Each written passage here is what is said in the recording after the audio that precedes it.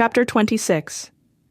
Although Joe seldom showed his face around the pool again, Papa often came to confer with the coaches, watch us practice, or kibitz with the spectators in the balcony.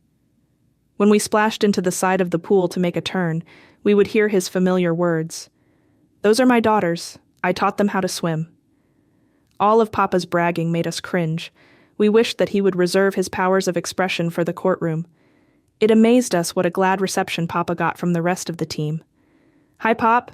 Hello, Mr. Bigham. Come on in, the water's fine." We figured that it had a lot to do with his pocketful of Hershey bars, which he passed out liberally. "Gives you quick energy," he explained. Occasionally, Papa accepted the invitation to come swimming. We were embarrassed to no end, having to watch him, in his gray suit with the orange stripe, going through the same ritual as at the beach, rubbing himself vigorously, and then floating around with his toes sticking out of the water. I was always afraid that he would pull another Joe Whitman and run into Helene while she was breaking a world record. He was not bashful about making his ideas known. The girls wear these revealing silk suits so they can cut 1/10 of a second off of their time. But if they really want to cut their time, why don't they cut their hair? Now, take Helene for instance. We little Bighams loved Helene's long hair. We had been wanting to let our hair grow out for years. Unfortunately, however, barbering was one of Papa's favorite pastimes. One day, when Papa's Pacific Coast babies were taking our turns at the kitchen stool, Flora rebelled. "Papa, I'm never going to have my hair cut again. I'm going to let it grow long like Helene's." "But what about women's liberation?" Papa was anxiously snipping his scissors. "I thought that meant that women wanted short hair." "I don't give a hoot about women's liberation. All the big girls are letting their hair grow long." Flora stamped her foot and marched off. I was ready to follow her, but I was swept up onto the stool. "Well, little girls are still having their hair bobbed," Papa said. "Some of us still believe in women's liberation." I complained. "Helene has set 13 world records with long hair, and there's only 2 more records she hasn't broken." "Well, I could give her a haircut, then she could break those too," Papa said. I stopped arguing, not for lack of ammunition, but for knowing that, the more I hung around, the shorter my hair would become. I had seen a fairly good example of this fact one day when Mrs. Williams had left Kat under Mama's care, saying, "I know my little Catherine will be a good girl." As Mrs. Williams headed down the street on her errands, Kat headed for the chicken house. Flora held back. "But Catherine, there's lice in there." "Oh, pooh, a little lice can't hurt you." We succumbed. The old chicken house was lovely inside. Rafters to swing from, little doors to go in and out of, and little nooks for us to make beds for our dolls. Some nests were big enough to put door into. We never even saw a lice. "Just goes to prove," Kat said. When Mama called us all for lunch, she didn't seem too surprised about the cobwebs. She simply brushed us off and settled us at the table. The real surprise came when we didn't leap eagerly into our favorite meal, hot dogs and Jell-O. We were all too busy scratching ourselves. Mama was alarmed. "Where have you been playing?" Not waiting for an answer, she went to the phone and called Papa. "We have an emergency." When Mrs. Williams returned, we were all sitting in the bathtub, smelling strongly of Lysol. The next time we saw Catherine, all of her beautiful, long sausage curls had been cut off. As Papa said, she had joined women's liberation. On Papa's visits to the pool, he made barbering offers to Helene. They had developed a strong bond when it was discovered they were both born and raised in Wisconsin. But Helene's hair remained unchanged, until one day, when her flowing tresses changed color overnight. From medium brown, it changed to flaming auburn. We were amazed, and discussed it endlessly. Finally, Flora arrived at the answer. "She rinses it in vinegar." With that, we headed for the kitchen. Mama was puzzled and complained to Papa, "I can't figure out what's happening to all my vinegar." Papa was puzzled too. "Gee, that's funny. I keep waiting for you to serve the pickled herring." Never in her whole life had Mama made, served, or even thought about pickled herring. As the weeks went by, we began suspecting the vinegar wasn't working. Nothing spectacular was happening hair-wise. Flora's remained dark, and Dora and I remained the color of baked potatoes. Then, at one of the big swimming meets, Helene performed another bit of magic. Spectators jammed the balconies, waiting for Helene to crack a few more records. Swimmers jammed the poolside. Coaches clattered about in wooden clogs, directing the placement of the rope lanes. As the time for the races drew near, the excitement mounted. We could hear the mingled voices of the spectators echoing from the high, domed ceiling. "Which one is Helene?" We could have told them not to worry. Helene had learned the value of the dramatic entrance. Suddenly, there was a great gasp echoing from the high, domed ceiling. "Wow, there she is!" We had determined to remain nonchalant. Let the wide-eyed spectators have the first glance. After all, we saw Helene Madison every day. However, as the tension mounted, we indulged in rubbernecking too. That Helene we had not seen every day. Dor poked me. "Is that really Helene? What has she done to her hair?" Whatever it was, her crowning glory was as yellow as a Walla Walla wheat harvest. We discussed it for weeks. Fleur finally came up with the solution. "She rinses it in lemon juice." We headed for the kitchen. That afternoon, Papa said to Mama, "When are you going to serve the lemonade?" When we girls began qualifying for junior races around the Northwest, Bremerton, Yakima, Portland, Vancouver, BC, Papa became the self-appointed head of transportation. "There's no need to rent a bus," he told the coaches. "I'll take my car, Tenny can drive hers, and maybe one or two other parents will drive." We girls weren't enthused about Papa's self-appointed interference. We liked the bus. It seemed more professional. Besides, we liked running up and down the aisle and screaming out of the windows. The team was low on money, so the coaches agreed with Papa's plans. However, the coaches made the rules. In order to preserve energy for swimming, the girls will ride in separate cars from the boys. This worked fine for the other drivers, all of whom were men. Then the coaches came to Mama.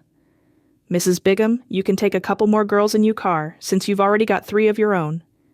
That's when Mama threw in the monkey wrench. "I think I should have a couple of boys along in case of a flat tire." Poor coaches. Like men everywhere, they didn't know how to deal with a woman driver. Who could argue with the ever-present possibility of a flat tire? No woman had enough brains to deal with that.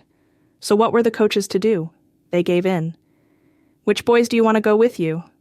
We had already told Mama which boys she wanted to go with us.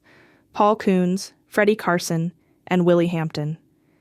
"Nice, big, strong boys who could help out in any emergency," she said. Correction, Willie Hampton was not a boy. He was in fact an old man, almost 20, would you believe? Instead of big and strong, he was slightly built and uncoordinated. Furthermore, Willie didn't fit the mold that all the authorities agreed upon. If you want champions, you've got to start 'em young. Willie hadn't learned to swim until he was 17, and in of all the places, the Navy. We knew about the Navy.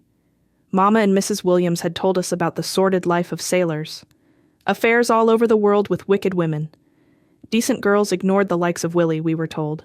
The Bigham girls ignored the likes of Willie, we were told. The only problem was that scrawny, uncoordinated Willie had the most disconcerting ways of attracting attention, all of them funny. He walked funny, fell in the pool funny, swam funny, and came up out of the water funny. We complained to Mama, "How can you stick up your nose and be doubled up laughing at the same time?" Willie loved everybody, most of all the Bigham girls. Dor teased him incessantly, and he was always up to her torments. Papa recognized the problem from the first. You just can't trust those two together, no telling what crazy shenanigans they'll pull. He was referring to an episode, an unveiling we called it, in a hotel in Vancouver, BC. Starting out as a simple prank, it developed into what Mama called an international incident, but the girls called a victory for women's liberation. It even solved the big mystery that girls everywhere had long pondered.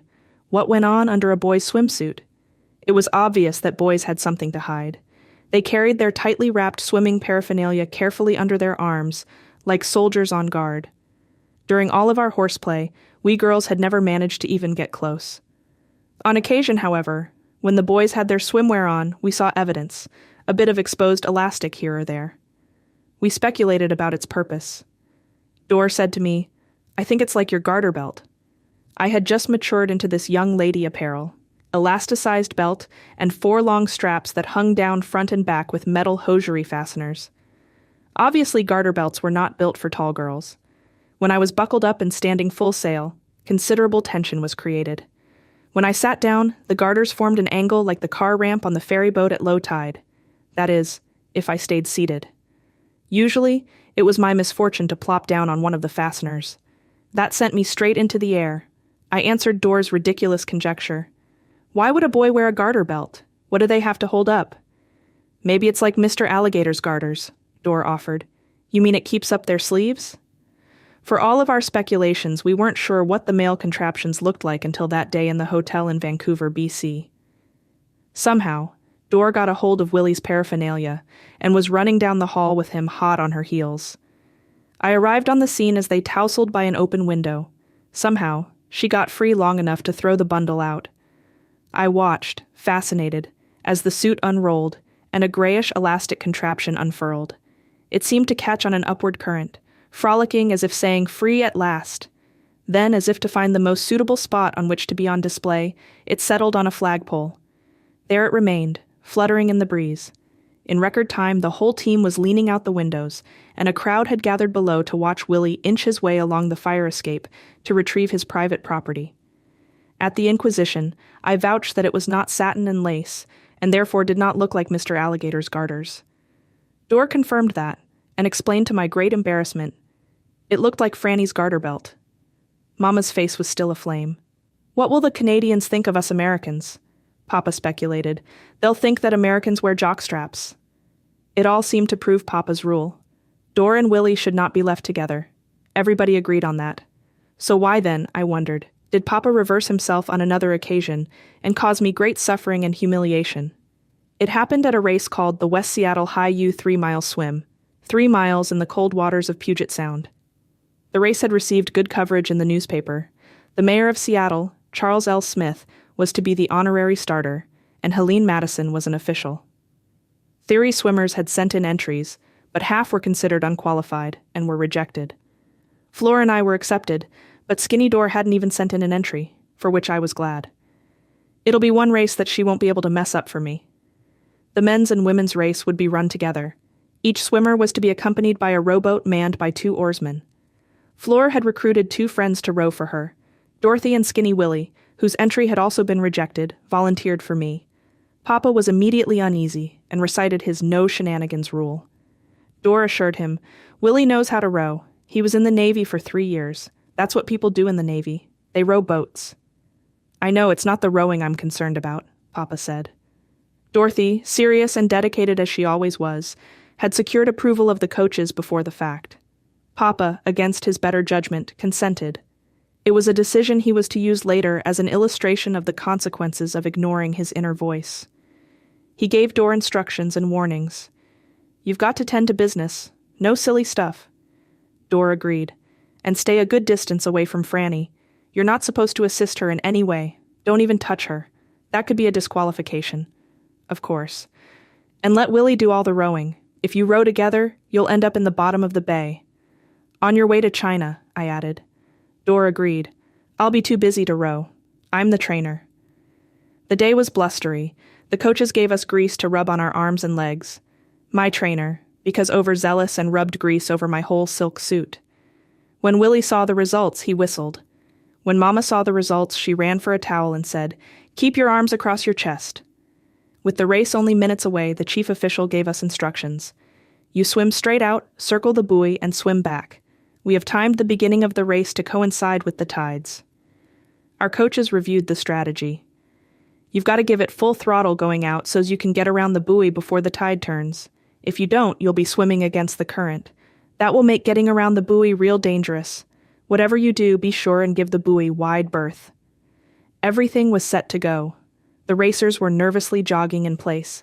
I was keeping my arms over my chest. 15 rowboats were jockeying for position. A launch full of officials, including Helene Madison, was waiting to shift into gear. Spectators lined the shore. Only the starter was missing, the Honorable Mayor Smith. 10 minutes passed. Everyone was uneasy, but officials assured us that the mayor was on his way. 15 minutes. The coaches appealed to the officials. "We can't wait. The tide will be changing." 20 minutes. The coaches demanded that the race start immediately or be called off, but the officials said that it couldn't be called off. This was the culmination of the biggest celebration in West Seattle's history. It would insult the mayor. 30 minutes. Suddenly a cheer from the shore and the shot of a gun. I got an excellent start. I was glad to be in the water so I wouldn't have to keep my arms across my chest. I was swimming up front with 3 of my Crystal teammates, Freddie Carlson, Olive Erlin, and Aurora Kipperberg. Oh, it was cold. My teeth chattered. My arms and legs throbbed. I kept telling myself, "Swim hard and make it to the buoy. Then it will be easy."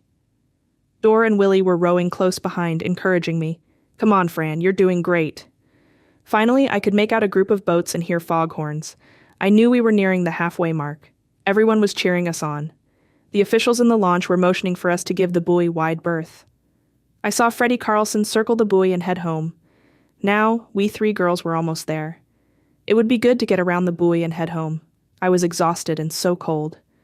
However, I knew that I had enough strength to make it.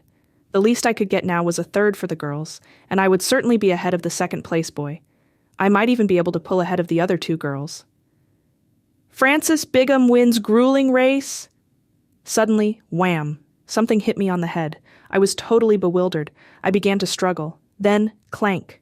A huge, heavy object passed over me. It was as if some giant object had fallen from the sky and hit me in the spine. Frantically, I dove down and took several powerful strokes trying to get away. When I finally surfaced, there was Dor and Willie, hanging over the side of the boat, searching for me. Franny, you're supposed to be swimming around the buoy. I struggled to collect myself. I had no idea what had happened, but I could see Aurora and Olive make it around the buoy and swim away like they had jumped onto the back of a porpoise. My heart sank. I felt abandoned. I knew I had no chance to catch up. The suction kept pulling me into the buoy. I wanted to quit, get into the boat, and be safe, but I knew Papa's rule. If you start a race, you finish it. I took a stroke, wondering where I would get the strength to take the next. 2 hours and 26 minutes after the start, I staggered ashore, exhausted, and thinking that I would never be warm again. Everything was out of focus. I was surprised to see Fleur waiting for me with a towel. I thought you were behind me, I gasped. She explained that I was the last one to make it around the buoy, and that everyone behind me had been pulled out of the water. The awards ceremony was ready. Mayor Smith had been slated to congratulate the winners and award the medals, but he had a previous engagement. The swimmers said it was a good thing. Had they been able to lay hands on him, they would have thrown him into the bay. Then, to everyone's surprise, the head official raised a question. Had I received assistance? I was too weak to explain. The officials questioned Willie. He confessed that somehow he had lost his bearings and rode right over me. Papa could have killed Willie right there, but instead he turned his anger on the official. Instead of holding up the ceremony haranguing over a moot point that has no bearing on the outcome, you should be apologizing to the swimmers. By delaying the race, you put their lives in jeopardy. You're damn lucky we didn't have a real tragedy. It was an unusual stance for Papa to take. He had always told us that we should accept the officials' decisions. I was relieved that Helene and the other officials backed him up. I was awarded the women's 3rd place prize, a bronze medal about the size of Papa's thumbnail. The race, and more specifically Willie's rowing, was a hot topic around the pool. Fine thing. Willie had spent 3 years in the Navy. What kind of a Navy do we have anyway? It wasn't until Papa threatened to make Willie off base forever that Dor confessed. Well, I was sitting there, being very serious and cheering Franny on, and all of a sudden I spotted Willie's big toe. In the days following, I was so disturbed, thinking that people were saying that I should have been disqualified. Then one day, Papa sat me down. Franny, things happen to us in life that are completely beyond our control. Nothing we can do or say can change what people will say. You know that you swam an honorable race. Be proud of your medal. From then on, I was.